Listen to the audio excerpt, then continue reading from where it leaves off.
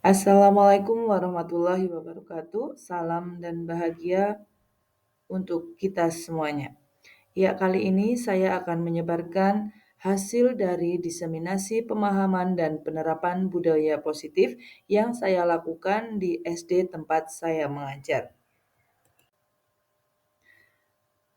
Sebelum masuk ke video yang sudah saya lakukan, sebelumnya saya akan membagikan tentang pengertian budaya positif.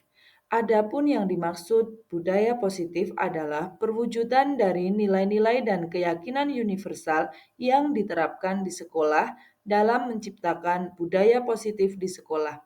Guru perlu menerapkan berbagai nilai-nilai positif untuk menciptakan lingkungan belajar yang nyaman untuk belajar. Bapak Ibu, mulai.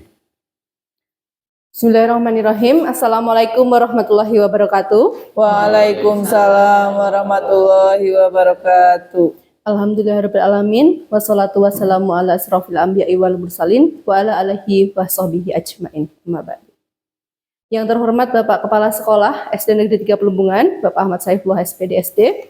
Yang saya hormati, Nining Sri Puji Rezeki sebagai narasumber pada siang hari ini. Yang saya hormati dan saya banggakan Bapak Ibu Guru SD Negeri 3 Pelembungan. Alhamdulillahirrahmanirrahim, puji syukur kita aturkan kepada Allah Subhanahu wa taala karena pada kesempatan siang hari ini kita dapat berkumpul di ruangan ini dengan sehat dan bahagia tanpa halangan suatu apapun. Tak lupa salawat dan salam kita aturkan kepada junjungan Nabi Agung Muhammad Sallallahu Alaihi Wasallam yang kita nantikan syafaatnya di yaumil akhir nanti. Bapak Ibu yang saya hormati, pada kesempatan siang hari ini kita akan menyaksikan bersama diseminasi pemahaman dan penerapan budaya positif di sekolah, di mana ini merupakan penugasan dari Ibu Nining selaku calon guru penggerak angkatan 11 yang sedang mengikuti pendidikan calon guru penggerak.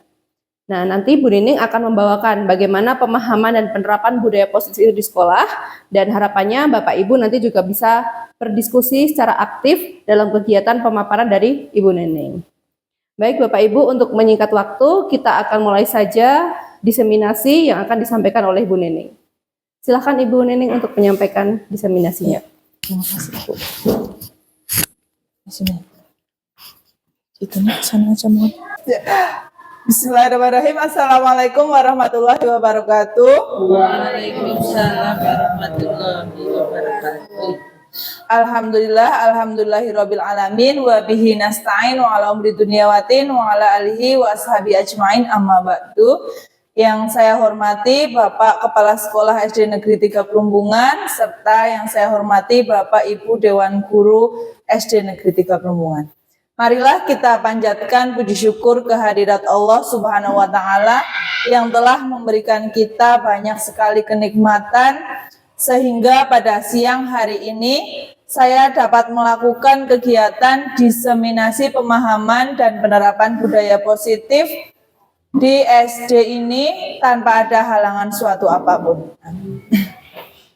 Sholawat serta salam senantiasa kita junjungkan kepada Nabi Agung Muhammad Sallallahu Alaihi Wasallam yang kita nantikan syafaatnya pada yaumul kiamah nanti, dan semoga kita semua menjadi salah satu golongan yang diberikan syafaat oleh beliau. Amin. Amin. Ya Rabbal Alamin. Ya, langsung saja Bapak Ibu, pada kesempatan siang hari ini saya akan membagikan pengalaman saya tentang pemahaman dan penerapan budaya positif dalam saya melengkapi tugas saya dalam mengikuti pendidikan guru penggerak angkatan 11. Ya. Konsep inti yang nanti akan saya sampaikan tentang budaya positif yaitu yang pertama, perubahan paradigma belajar, disiplin positif, nilai-nilai kebajikan, kebutuhan dasar manusia, motivasi perilaku manusia, posisi kontrol guru, keyakinan kelas, serta segitiga restitusi. Dan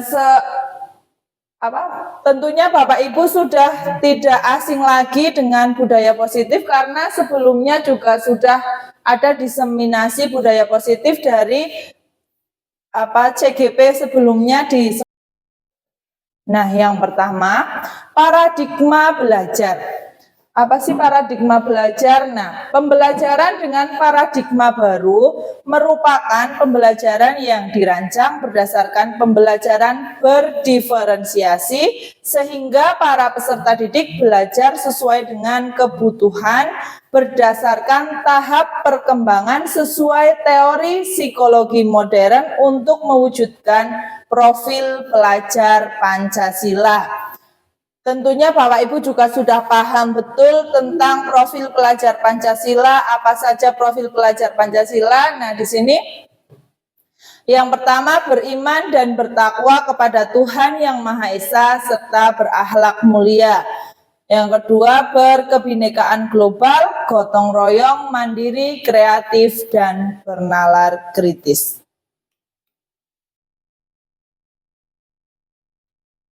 Nah, selanjutnya tentang miskonsepsi tentang teori kontrol. Nah, ini yang sebelumnya kita ketahui itu kalau bagaimana guru itu mengontrol murid, tapi ternyata itu semua itu hanya ilusi. Guru ternyata tidak bisa mengontrol muridnya, karena apa yang dilakukan murid itu kadang di luar kendali kita, karena anak-anak memiliki kebutuhan atau keinginan yang kita itu tidak semua kita ketahui. Itu yang ilusi yang pertama. Ilusi yang kedua bahwa kritik dan membuat rasa bersalah itu mampu menguatkan karakter. Nah, ternyata itu juga tidak benar, bahwa kritik dan membuat rasa bersalah itu tidak selalu bisa untuk membuat atau menguatkan karakter baik kepada anak atau murid. Kemudian ilusi bahwa semua penguatan positif, efektif, dan bermanfaat. Nah, ternyata juga penguatan positif itu tidak selamanya efektif dan bermanfaat, karena selanjutnya ilusi bahwa orang dewasa berhak memaksa. Kadang kita memaksa anak didik untuk melakukan hal sesuai keinginan kita, tetapi pemaksaan itu bukan sesuatu yang memaksa itu bukan hak. Kita itu tidak berhak untuk memaksa seseorang mengikuti apa yang kita inginkan atau yang kita harapkan. Kemudian selanjutnya, mengubah paradigma stimulus respon ke pendekatan teori kontrol. Nah, bagaimana? Terlihat napa mboten? Nggih. Soalnya niki gambar potongan. Pertama, stimulus respon. Stimulus tentang realitas atau kebutuhan kita sama. Lah, ketika kita menerapkan teori kontrol, kita akan tahu bahwa kebutuhan setiap individu itu berbeda. Kemudian lagi, semua orang melihat hal yang sama, tapi ternyata setiap orang itu memiliki gambaran yang berbeda. Kadang satu hal saja kita bisa melihat dari perspektif orang yang berbeda-beda. Misalnya satu objek dilihat oleh 3 orang, itu pun nanti bisa cara mengartikannya dari ketiga itu akan memiliki 3 arti yang berbeda. Begitupun dengan kita sebagai manusia itu tidak melihat kita itu tidak sama. Kemudian kita mencoba mengubah agar orang itu berpandangan sama dengan kita. Tapi kita juga itu tidak bisa. Kenapa? Kita berusaha, yang kita bisa hanya kita berusaha memahami pandangan orang lain tentang dunia atau tentang hal lain. Kita tidak bisa memaksa orang lain kamu harus sama dengan pendapat saya, bahwa itu artinya ini, kalau saya mengartikan ini berarti kamu harus ikut apa yang saya artikan, kamu harus setuju. Nah, tapi setiap orang itu memiliki pandangan yang berbeda. Kemudian perilaku buruk dilihat sebagai suatu kesalahan. Nah, kalau kita menerapkan teori kontrol, semua perilaku itu memiliki tujuan. Contohnya misalnya peserta didik, melakukan sebuah kesalahan. Kalau kita melihat dari satu sisi, pasti apa yang kita langsung memberikan judgement. Oh, kayak bocah nakal misalnya, tanpa kita mencari tahu dia itu memiliki alasan apa atau dia melakukan itu tujuannya apa. Kemudian orang lain bisa mengontrol saya. Nah, tapi ternyata hanya kita yang bisa mengontrol diri kita, bukan orang lain. Kemudian pemaksaan ada pada saat bujukan gagal. Misalnya kita sudah membujuk gagal, akhirnya kita harus memaksa. Nah, itu juga tidak seharusnya dilakukan. Yang seharusnya dilakukan yaitu berkolaborasi dan konsensus menciptakan pilihan-pilihan baru. Kita mencari pilihan baru, apa yang sebenarnya ingin kamu lakukan. Tidak lantas kita memaksa karena itu gagal, terus kamu harus seperti ini biar kamu bisa. Tidak seperti itu. Kemudian model berpikir menang atau kalah. Nah, itu harus kita rubah lagi, jangan menang atau kalah, tapi kita harus berpikir bahwa kita harus menang. Nah, supaya menjadi suatu kalimat energi positif, karena katanya sesuatu yang kita ucapkan, kalau kita berucap baik itu akan menjadi baik untuk kita. Begitupun harapan kita, kalau harapan kita baik, menang, ya insya Allah akan diberi kemenangan. Tapi kalau kita pasrah, lah bodoh, menang apa kalah misalnya, nah itu beda lagi.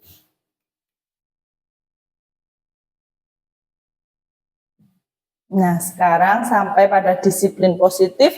Apa itu disiplin positif ya?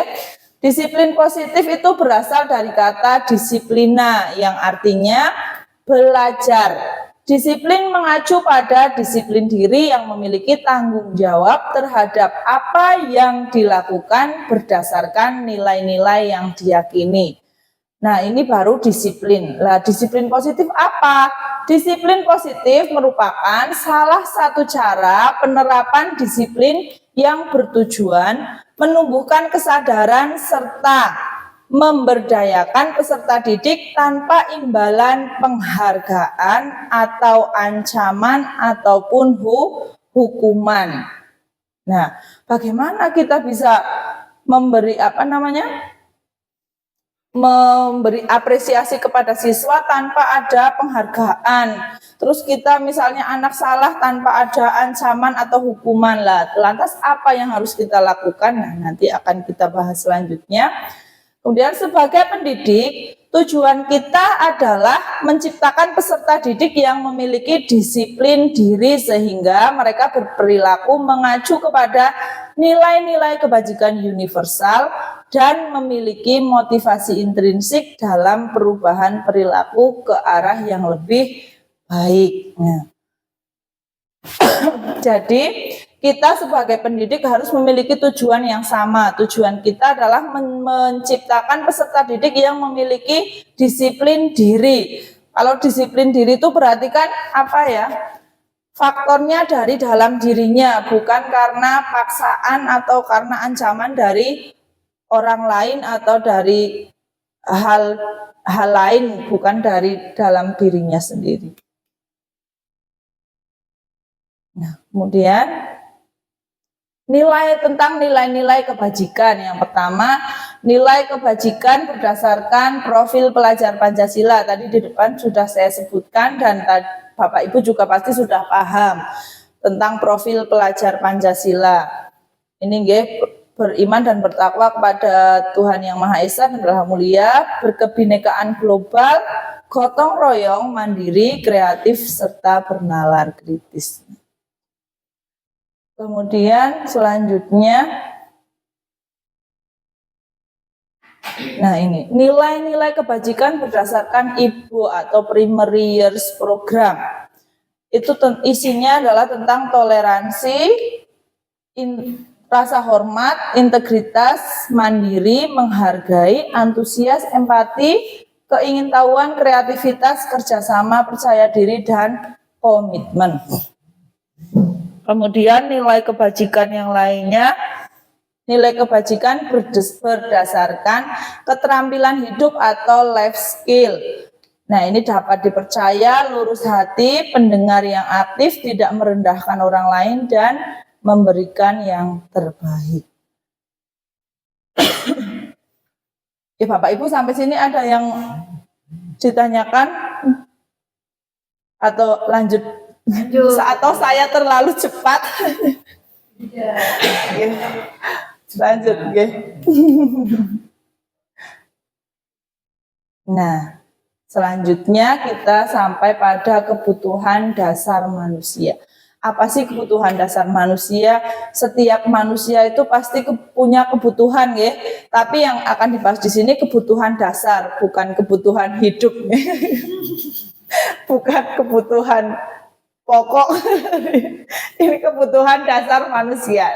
Kebutuhan dasar manusia adalah segala sesuatu yang kita lakukan untuk mendapatkan apa yang kita inginkan. Seluruh tindakan yang kita lakukan memiliki tujuan tertentu, dan semua usaha terbaik yang kita lakukan adalah dalam rangka agar kebutuhan dasar kita terpenuhi dengan baik. Nah, bagaimana cara kita memenuhi kebutuhan dasar kita, atau apa sih sebenarnya kebutuhan dasar kita? Nah, ini di slide selanjutnya. Nah, sebenarnya manusia itu memiliki 5 kebutuhan dasar. Kebutuhan dasar yang pertama yaitu bertahan hidup. Yang kedua ya pasti bertahan hidup itu menjadi yang pertama, karena kalau kebutuhan dasar yang pertama sudah tidak terpenuhi, berarti kebutuhan-kebutuhan yang lain juga tidak terpenuhi, ya. Kemudian yang kedua, kebutuhan akan kasih sayang dan rasa diterima. Kebutuhan yang ketiga tentang penguasaan, yang keempat itu kebebasan, dan yang kelima adalah kesenangan. Nah, dari sini ada sebuah kasus. Nah, coba nggih. Contoh kasus. Bimo, seorang anak TKB, selalu berani berlari keluar kelas menuju jalan raya di depan sekolahnya yang ramai dengan kendaraan. Tingkahnya membuat gurunya ini namanya Bu Ani, bingung dan seringkali lari mengejarnya. Ada beberapa kemungkinan jawaban yang diberikan Bimo. Seandainya Bimo menjawab begini, aku senang main kejar-kejaran dengan ibu guru, seru. Nah, maka kebutuhan apa yang sedang dipenuhi oleh Bimo, Bapak Ibu? Kasih sayang. Iya boleh. Halo? Coba dikembalikan. Kembali ke slide. Nah, kebutuhan dasar manusia ini ada bertahan hidup, kasih sayang dan rasa diterima, penguasaan, kebebasan, dan kesenangan. Dari ini kasusnya Bimo, kira-kira Bimo itu sedang mencoba memenuhi apanya? Iya, kesenangan juga bisa, ya yang kasih sayang bisa, tapi lebih tepatnya kesenangan, karena Bimo melakukan itu karena dia ingin senang, karena dia merasa senang ketika dikejar oleh Bu Ani. Itulah, itu ya kadang sering ya, misalnya misalnya satu contoh lagi, misalnya si Albadi itu kebetulan Albadi sering izin ke toilet misalnya. Dia sering izin ke toilet ketika sedang diberi tugas oleh guru misalnya. Terus Albadi ketika ditanya dia jawabannya, saya bosan dengan tugas yang diberikan Bu Guru. Berarti apa kebutuhan yang sedang dipenuhi oleh Albadi? Coba. Kebebasan, iya kebebasan. Dia ingin bebas, dia tidak ingin disuruh mengerjakan tugas. Itu. Begitu nggih tentang kebutuhan dasar manusia nggih? Sudah paham? Kemudian kita lanjut selanjutnya. Nah, 3 motivasi perilaku manusia. Manusia berperilaku pasti memiliki ada motivasinya, atau kadang ada ada sebab, ada akibat, itu karena ada sebabnya. Begitu juga dengan perilaku manusia, melakukan sesuatu pasti ada motivasinya. Motivasi yang pertama, untuk menghindari ketidaknyamanan atau hukuman.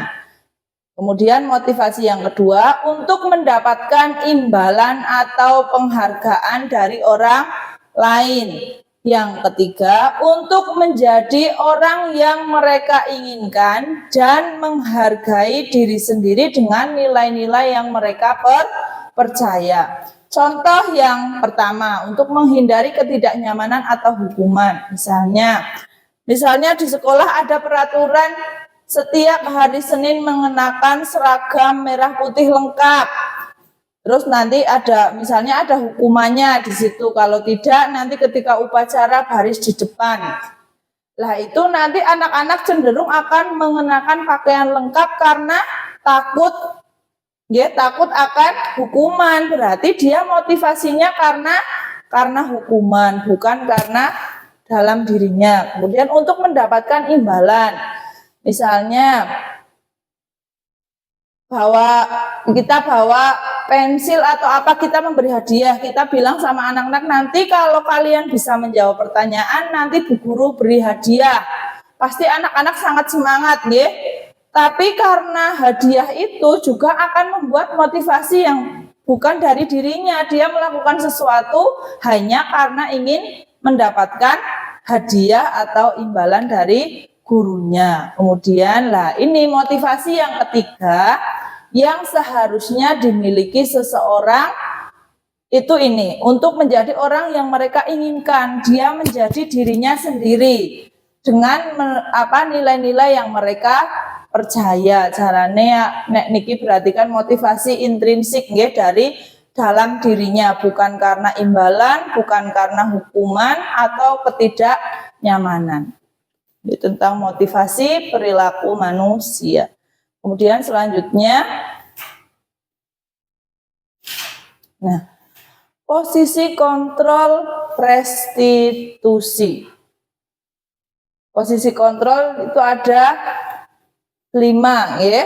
Guru sebagai, coba kita berada di mana? Apakah kita sebagai penghukum atau pembuat rasa bersalah, atau teman, pemantau, atau manajer? Nah, kita lihat slide berikutnya. Nah, tadi posisi kontrolnya ini ada 5 lah. Posisi kontrol itu apa? Kok ini ada penghukum, pembuat rasa bersalah, teman, dan pemantau, serta manajer. Nah, di sini ya. Posisi kontrol restitusi. Di antara kelima posisi kontrol tersebut, yang sebaiknya sebagai seorang guru itu kita menggunakan posisi kontrol sebagai manajer. Sebagai manajer, guru dapat berbuat sesuatu bersama murid, mempersilahkan murid bertanggung jawab, dan mendukung murid agar dapat menemukan solusi dari masalah yang dihadapinya. Nah, coba kita lihat slide berikutnya. Nah, niki Bapak Ibu. Motivasi eksternal. Ini kalau kita sebagai penghukum, pembuat rasa bersalah, teman atau pemantau, ini kita cenderung akan menumbuhkan motivasi eksternal pada diri murid atau pada diri anak-anak. Nah, sedangkan ketika kita memposisikan diri kita sebagai manajer, itu nanti akan menumbuhkan motivasi intrinsik dalam diri murid. Nah, yang pertama, nanti kita akan tahu kita itu sebagai apa. Contohnya nih, penghukum.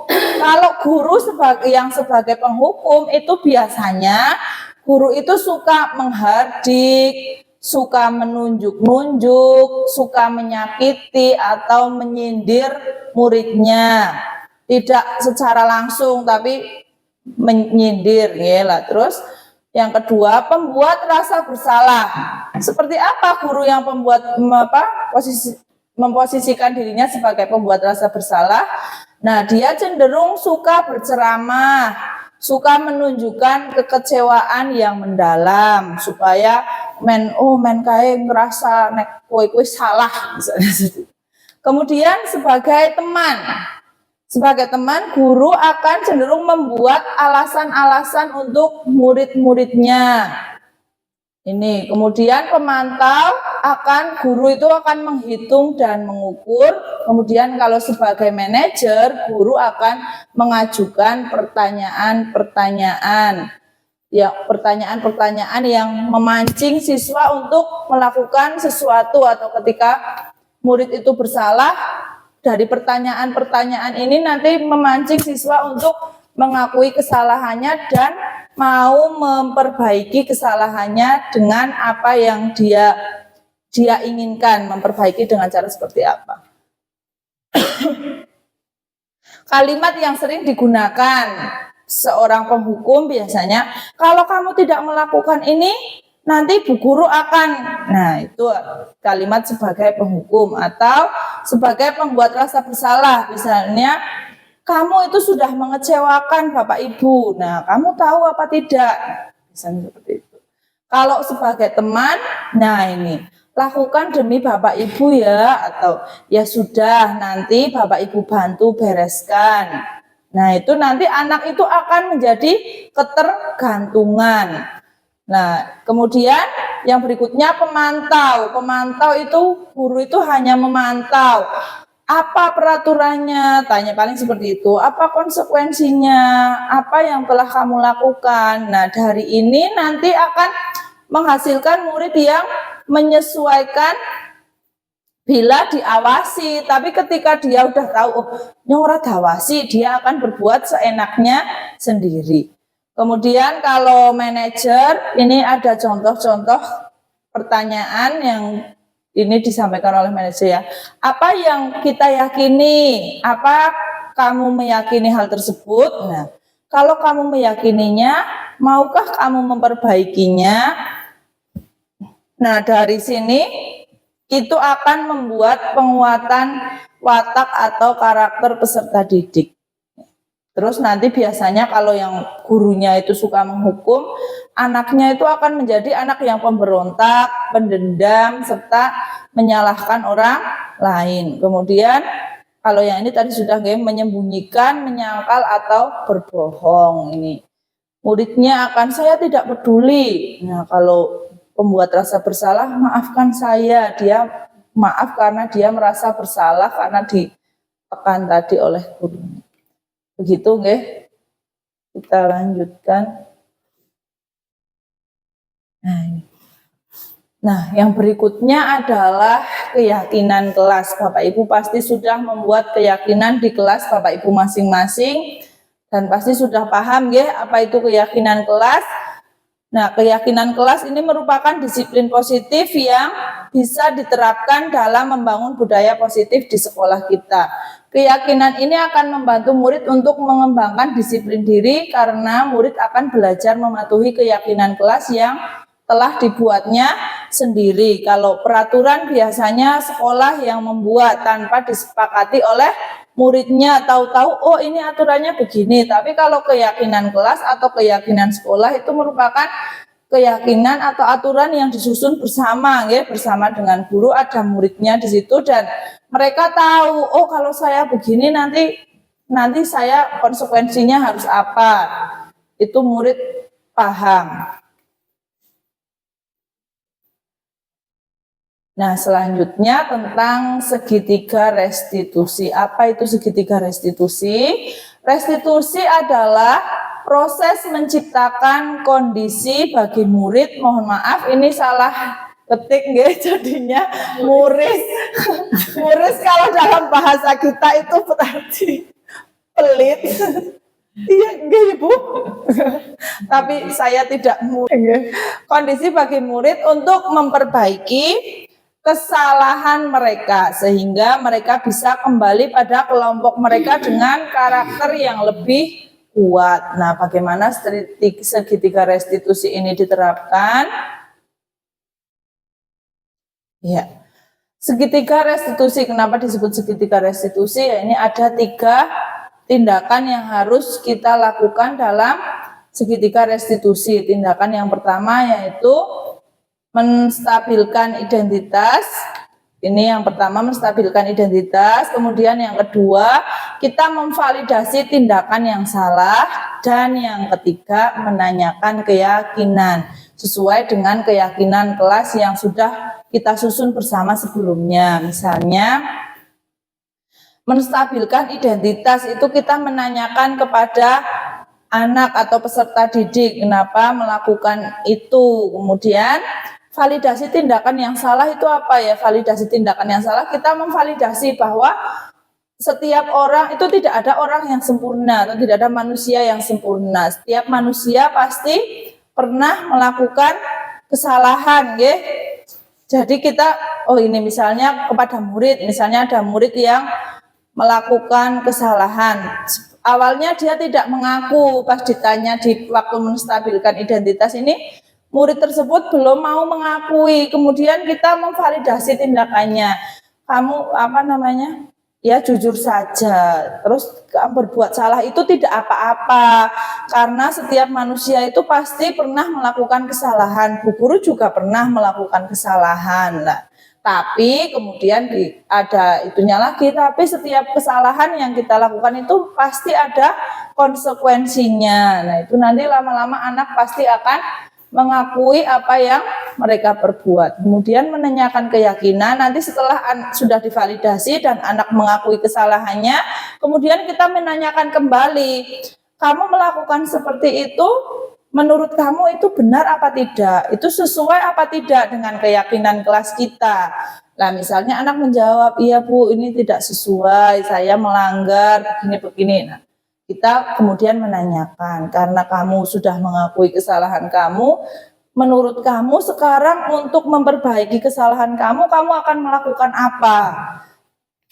Nah, nanti kita memberi kebebasan kepada anak untuk melakukan contoh video memperbaiki kesalahannya sesuai dengan yang saya lakukan dia inginkan. Dia misalnya ada anak yang tidak melaksanakan piket misalnya, terus sudah ditanya, kita sudah menstabilkan identitas, sudah memvalidasi tindakannya, kemudian terakhir menanyakan keyakinan, kemudian anak ditanya, untuk menebus kesalahan yang sudah kamu lakukan tadi, kira-kira apa yang akan kamu lakukan? Nah, nanti anak bilang, saya akan melakukan piket hari ini, Bu, dan saya tidak akan mengulangi lagi. Misalnya dengan itu kan, karena itu dia mengucapkan sendiri tanpa paksaan, itu pasti anak juga akan melakukannya dengan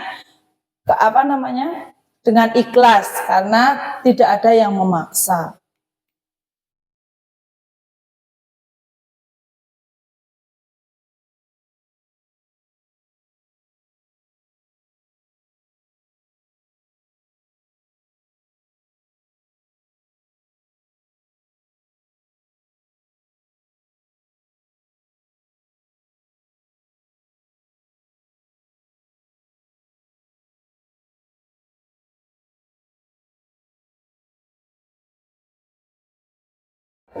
Assalamualaikum. Sip. Waalaikumsalam. Silakan masuk Mbak Hana. Ya. Silakan kamu duduk di sini. Ya, duduk dulu. Makasih. Iya.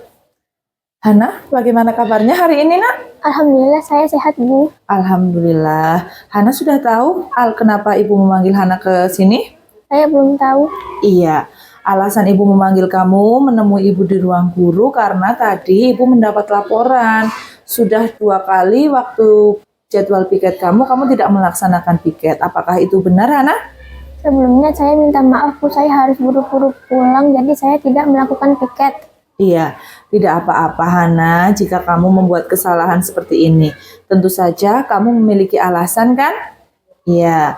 Apakah Ibu boleh tahu alasannya? Mengapa kamu melakukan hal ini? Sudah 1 minggu ibu saya sakit, jadi saya harus buru-buru pulang untuk menjaga adik saya yang masih kecil.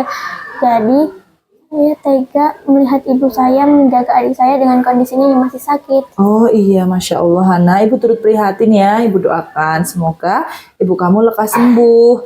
Tetapi Ibu di sini tidak menyalahkan kamu karena memang kamu sedang ada masalah.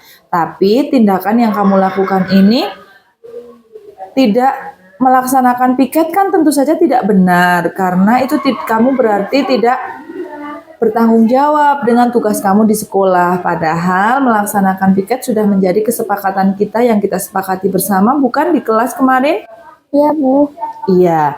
Nah, sekarang menurut kamu, apakah yang kamu lakukan tadi sudah sesuai dengan keyakinan kelas, Nak? Tidak sesuai. Iya, karena itu tidak sesuai dengan keyakinan kelas, maka karena tidak sesuai, berarti apakah Hana mau memperbaiki kesalahannya? Mau. Iya. Ibu sangat senang mendengarnya. Mari sekarang kita mengindahkan keyakinan kelas yang sudah kita sepakati bersama. Melakukan piket itu adalah tanggung jawab kita bersama, tanggung jawab diri kita, pribadi kita masing-masing. Jadi, apa yang akan Hana lakukan untuk memperbaiki kesalahan yang telah Hana lakukan? Nanti siang saya akan membersihkan kelas untuk menggantikan jadwal yang tidak saya lakukan. Tidak, saya janji. Iya, terima kasih ya Hana. Alhamdulillah kamu sudah mau belajar dari kesalahan kamu sebelumnya. Semoga tidak diulangi lagi ya Hana. Ya, Bu. Iya, untuk itu Bu Guru doakan semoga ibu kamu cepat sembuh. Terus kamu bisa melaksanakan apa yang menjadi tugas-tugas kamu baik di sekolah maupun di rumah. Sekarang Hana sudah boleh kembali ke ruang kelas. Terima kasih doanya, Bu. Iya, semoga kamu menjadi orang yang sukses ya Hana. Terima kasih Bu doanya. Iya, amin. Semoga sekarang Hana sudah boleh kembali ke kelas. Ya, Bu. Assalamualaikum. Waalaikumsalam.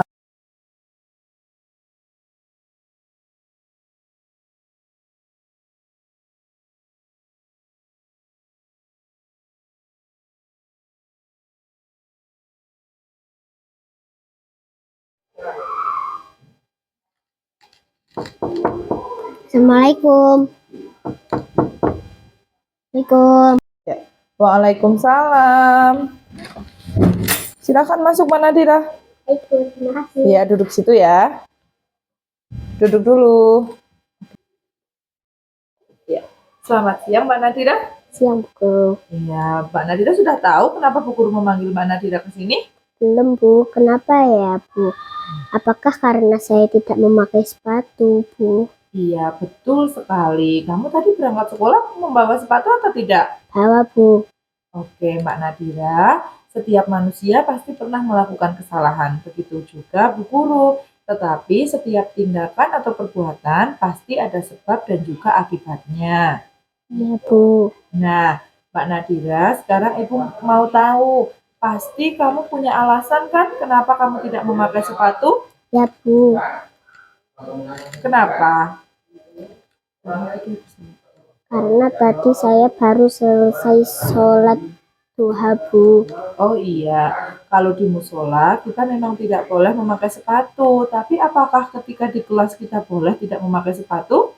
Tidak, Bu. Iya, Bu. Maaf, saya salah. Soalnya saya tadi sehabis sholat saya langsung bermain.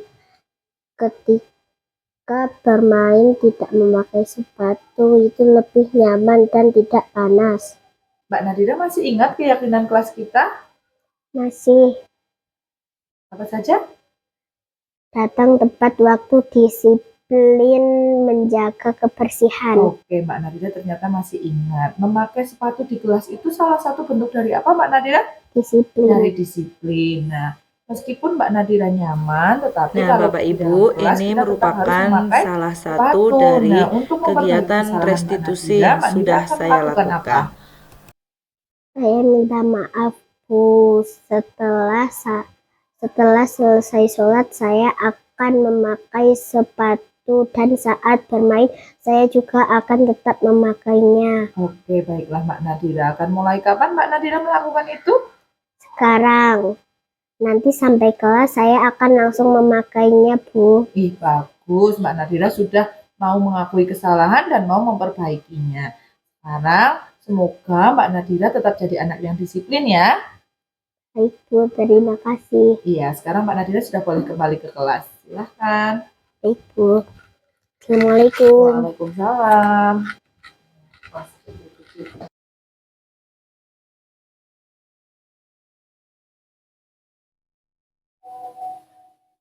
Nah, segitiga restitusi langkah-langkahnya dan teori kontrolnya, misalnya langkah yang pertama menstabilkan identitas, tadi sudah nggih. Kita semua akan melakukan hal terbaik yang bisa kita lakukan. Kemudian yang kedua, validasi tindakan yang salah. Semua perilaku memiliki alasan. Jadi setiap orang yang melakukan sesuatu itu pasti memiliki alasan. Kembali lagi kepada tadi, ada motivasi perilaku manusia. Setiap manusia melakukan sesuatu pasti ada motivasinya atau ada alasannya. Nah, yang ketiga menanyakan keyakinan, seek the belief. Kita semua memiliki motivasi internal. Nah, ini motivasi internal yang kita harapkan, tapi motivasi internal yang baik ya, dan untuk melakukan hal baik. Jangan motivasi internal tapi untuk melakukan sesuatu yang tidak baik. Nah, selesai Bapak Ibu. Demikian pemaparan dari saya. Selanjutnya, monggo Bapak Ibu jika ada yang ingin menanggapi atau bertanya. Tapi ya. Monggo silahkan. Iya. Nggih, Bu Desi, monggo.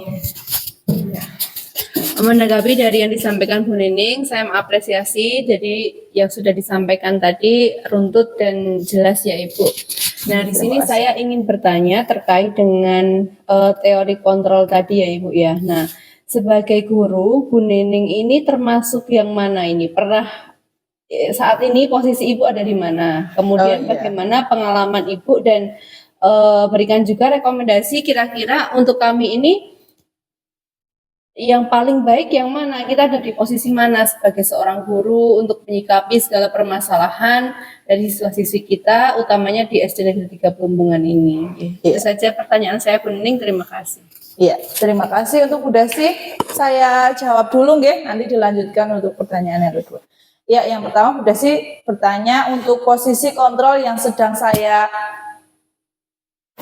memposisikan sekarang, saat ini saya sebagai apa? Nah, kalau saat ini setelah saya mengikuti pendidikan guru penggerak ini, saya sedang berusaha memposisikan diri saya sebagai manajer di situ. Kenapa? Karena saya ingin menjadi ingin menjadi guru yang tidak mengekang siswanya, guru yang tidak dengan mudah memberikan hukuman kepada peserta didik. Nah, saya mencoba memposisikan diri saya sebagai manajer untuk menciptakan murid-murid saya supaya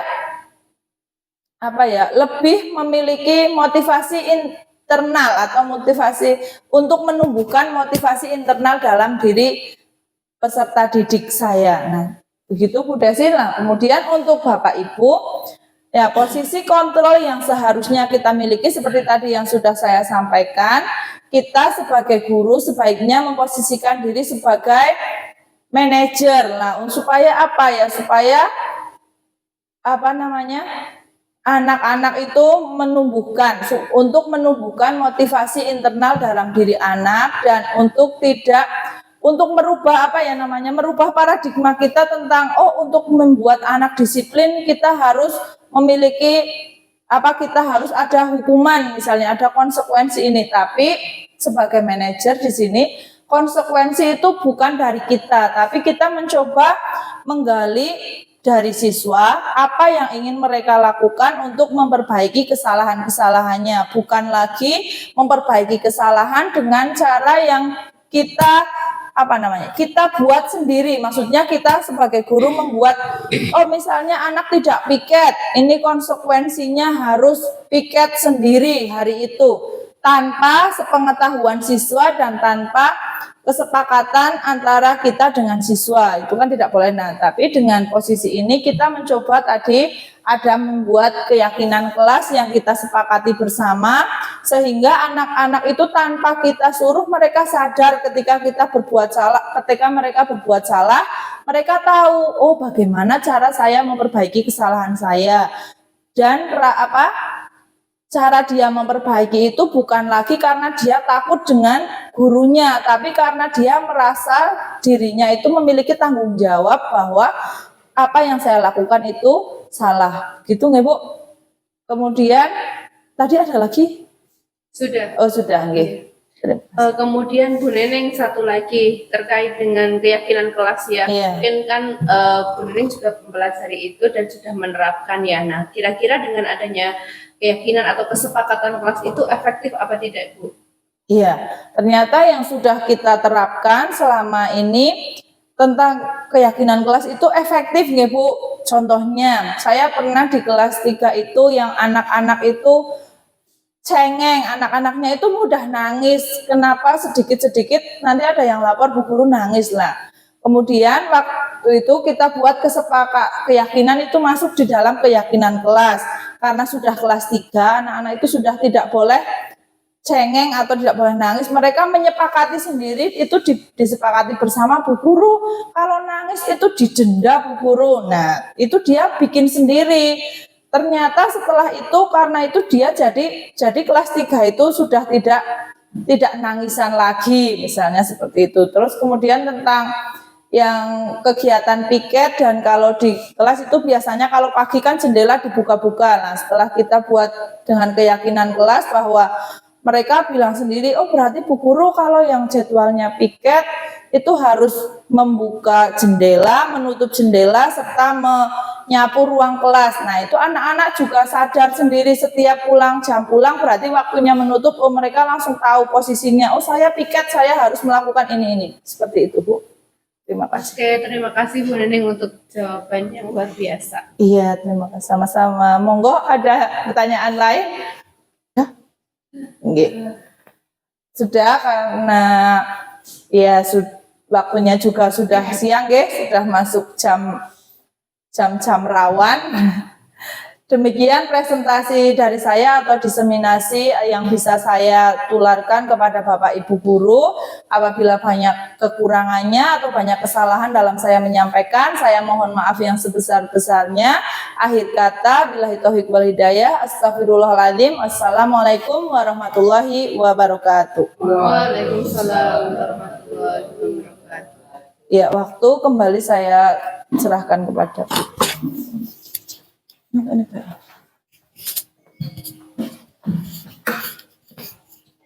Baik Bapak Ibu beserta pengimbasan dari yang disampaikan oleh Bu Neneng, kita sudah memasuki waktu akhir acara ya. Tadi luar biasa sekali yang disampaikan Bu Neneng terkait dengan diseminasi disiplin positif. Bagaimana cara kita, posisi kita sebagai apa, sebagai seorang guru, kemudian bagaimana cara kita memberikan layanan kepada siswa, bagaimana cara kita memberikan bentuk apa Bu Neneng tadi bukan hukuman tapi semacam restitusi dan harapannya ini juga bisa menciptakan disiplin positif di sekolah kita. Baik Bapak Ibu, selaku moderator saya mohon maaf sebesar-besarnya jika ada kesalahan dalam penyampaian. Saya tutup kegiatan hari ini. Mari kita tutup bersama dengan membaca hamdalah bersama-sama. Alhamdulillahirabbil alamin. Terima kasih. Wassalamualaikum warahmatullahi wabarakatuh. Waalaikumsalam warahmatullahi wabarakatuh.